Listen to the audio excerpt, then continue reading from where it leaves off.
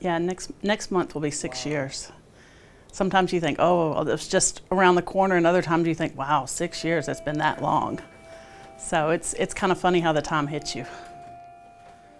It makes it all come back when there's another wreck on the interstate, especially a TDOT wreck or a truck got hit.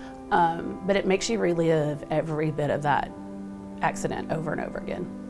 I have a big impact now with like nervousness and anxiety, just not getting hold of people, not being able to contact and get through to them.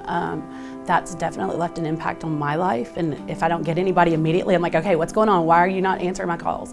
When people pass away, you always think, oh, well, what if I could have said this or could have said that? And I know one thing really that sticks in my mind constantly now is saying goodbye.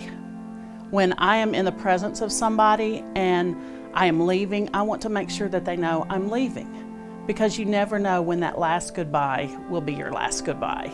As we're both going to work, and we were both love coffee drinkers, so we would talk and drink, as we're going to work and getting coffee. And most of the time we'd get to the TA right before TDOT and say, okay, I gotta go in and get my coffee. And I'm like, you have coffee from the house. He's like, I know, but I gotta refill it before I get to the office. So just those conversations in the morning and stuff have been a big adjustment, having to not have him, talk to him every morning.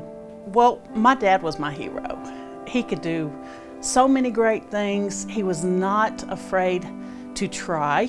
He was known, a lot of people say he was known as being a gentle giant. There's so many stories that people have come and told me since he passed away, things that he did that I never knew about and stuff like that. And I want to be an influence like he was. I want people to remember me with stories that they've told me about my father. So I think every day I make a conscious effort to try to do one good thing for somebody else. Being able to communicate, everybody grieves differently. We don't all grieve the same, but being able to communicate and talk to somebody about it also helps. And having others around you that knew your father or knew your loved one can definitely bring up that spirit back, and you're like, oh, and makes you laugh, and you can cry and laugh at the same time. It's okay. It just means that person was loved and people around him loved him also. It was my dad that worked for TDOT, but it seems like we all worked for TDOT, because it is. They talk about the TDOT family, and it is a TDOT family.